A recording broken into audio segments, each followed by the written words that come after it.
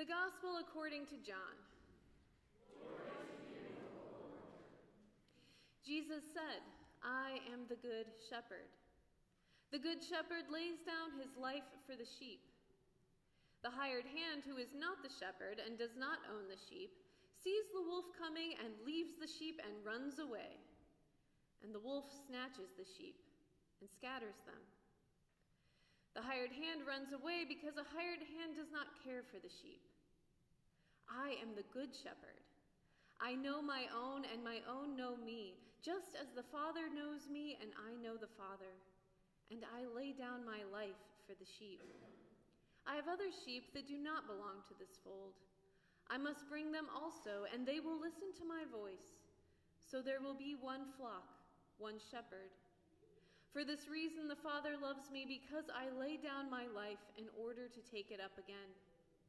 No one takes it from me, but I lay it down of my own accord. I have power to lay it down, and I have power to take it up again. I have received this command from my Father."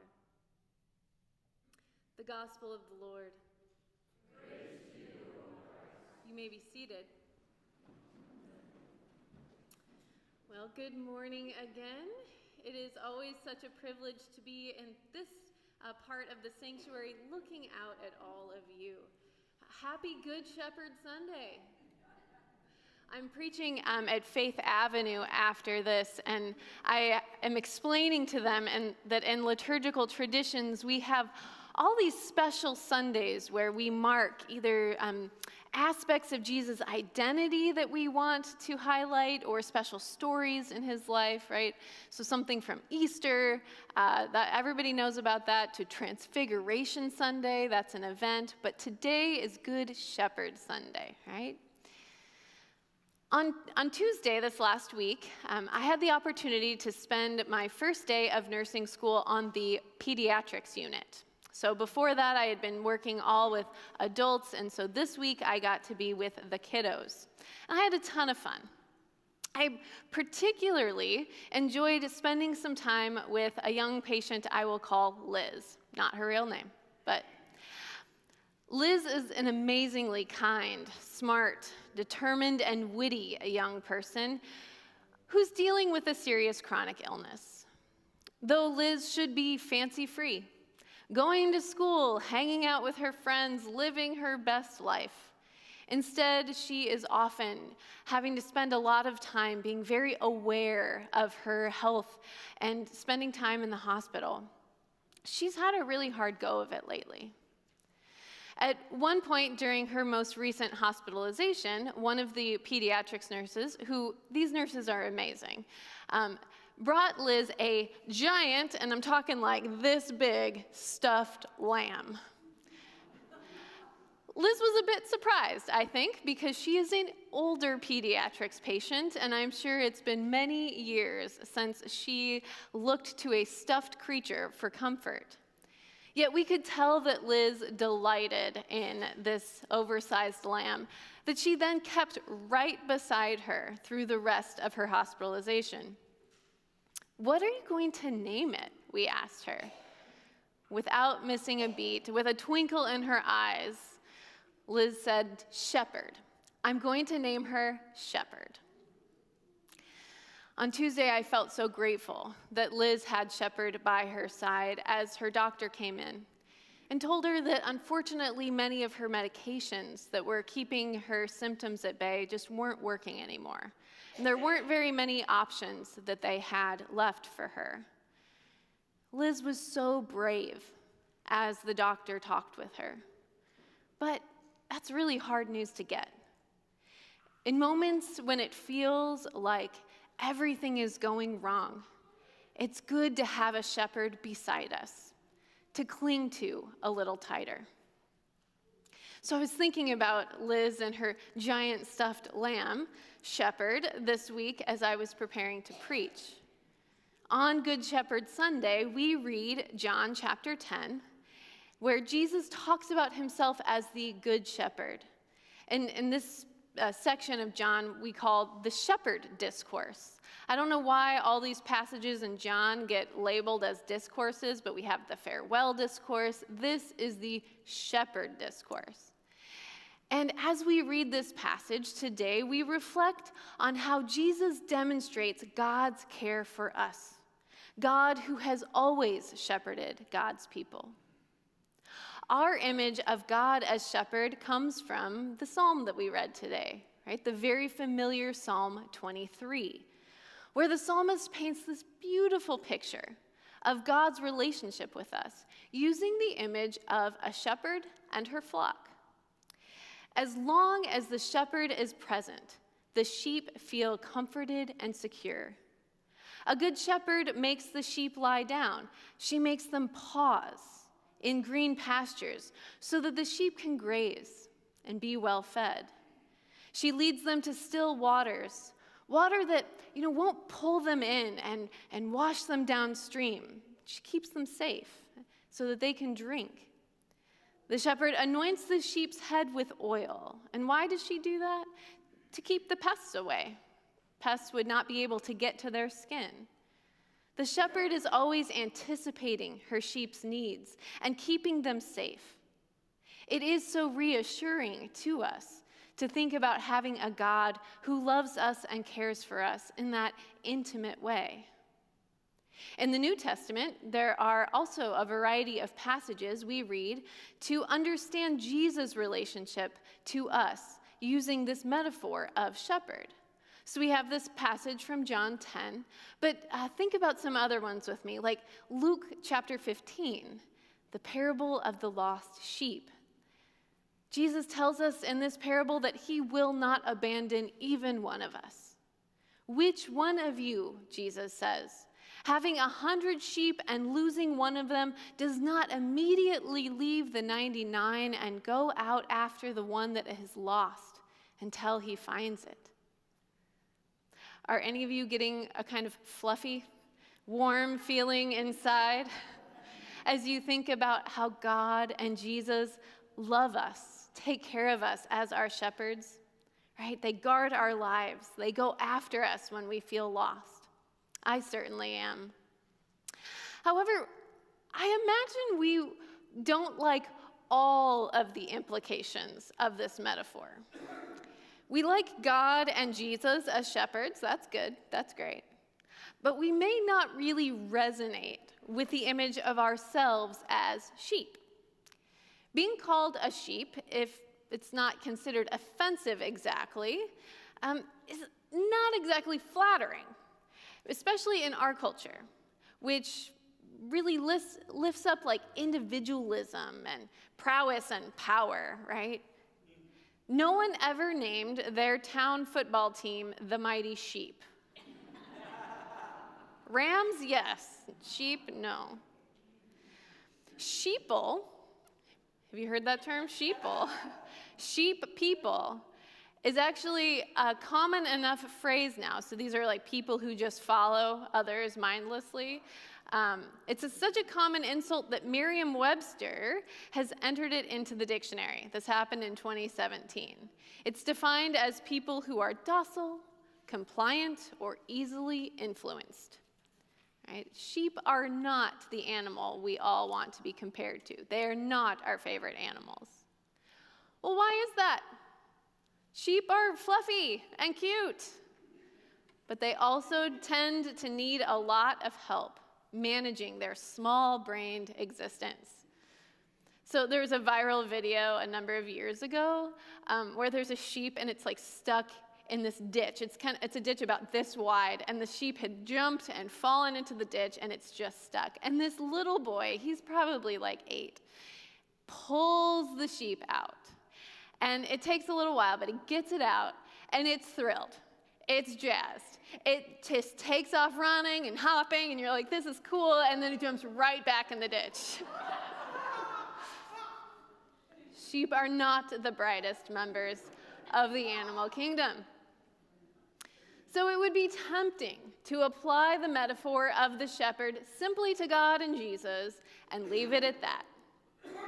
But I think that we might have a deeper appreciation of the gift of God's care for us if we push the metaphor a little deeper.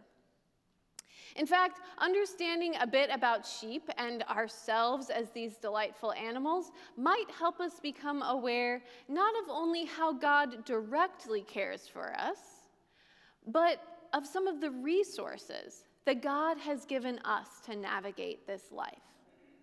Okay, so first, did you know that sheep have an amazing ability to monitor their own environment?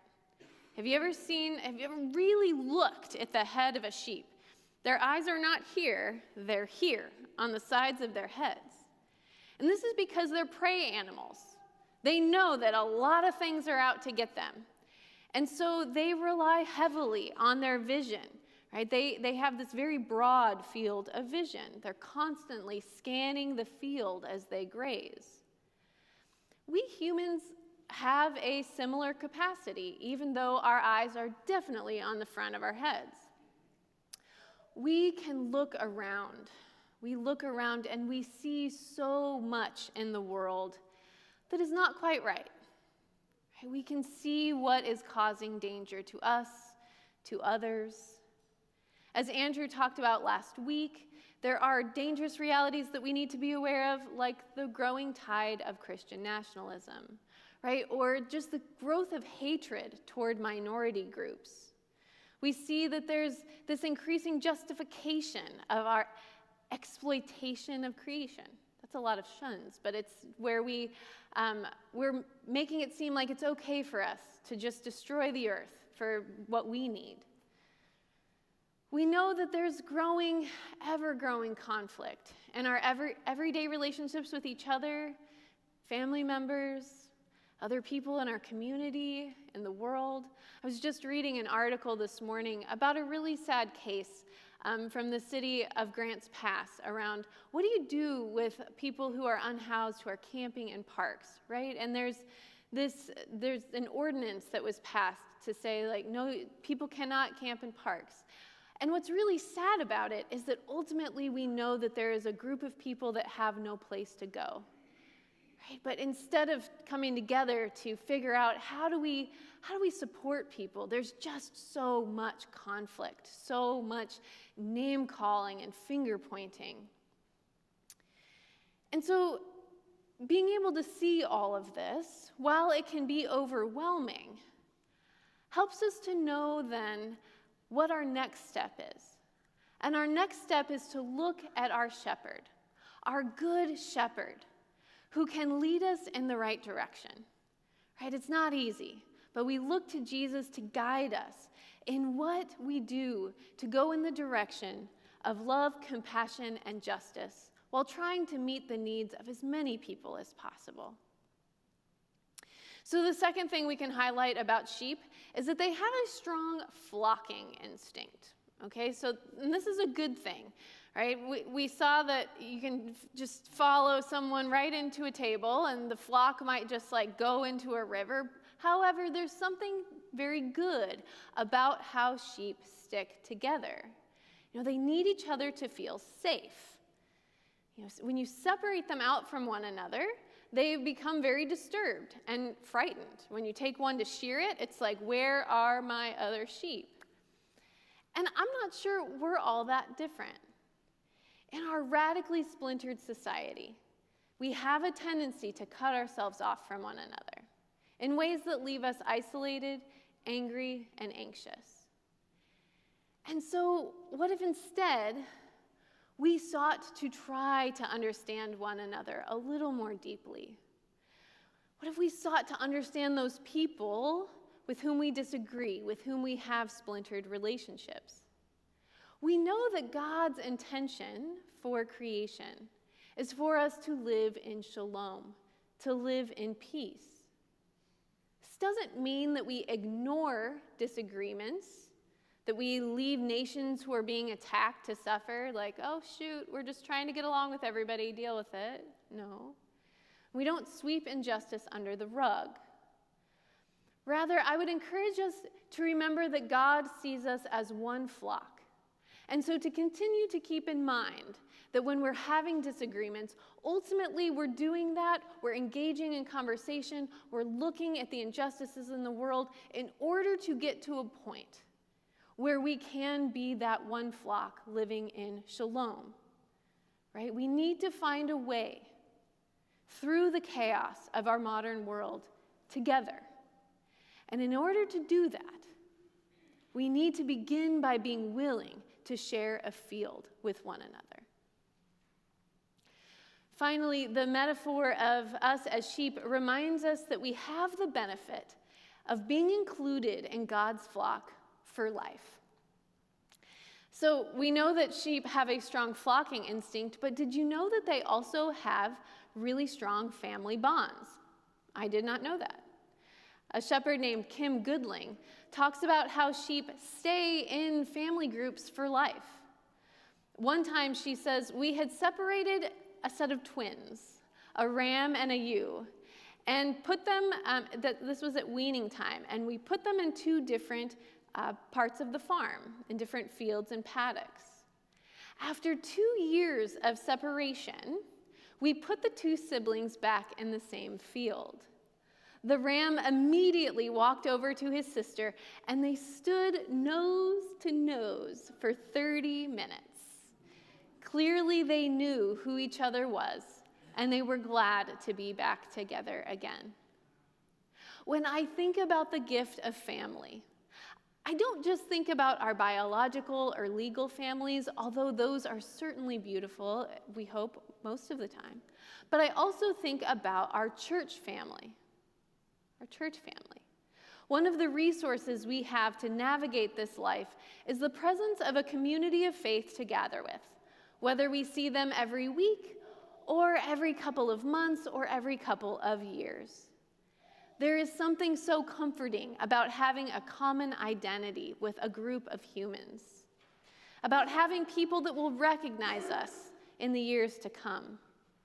When it's at its best, the family of God is a great gift in our lives. It's a group with whom we can practice forgiveness, inclusion, patience, and love. So you see, being compared to sheep isn't that bad after all, especially when we consider that we are not just any sheep. We are sheep of God's pastures, lambs of God's own flock. We have the gift of a good shepherd who leads us, protects us, forgives us, and heals us. Our good shepherd is there for us in good times and bad. Our good shepherd gives us resources to navigate this life, and our good shepherd will never leave us or forsake us. It may be hard for us who have gotten used to doing much of our lives on our own, right? We take care of ourselves most of the time. It may be difficult for us to turn to our flock or our shepherd for comfort. We so often try to be brave and face the world and all it throws at us on our own. But in moments when it's all just a little bit too much to handle, I invite you to be like my young patient Liz. See, now I'm going to cry, but that's all right. Just throw your arms around your shepherd and cling a little bit more tightly. We are not alone. Our flock is beside us, and our shepherd is leading us. Amen.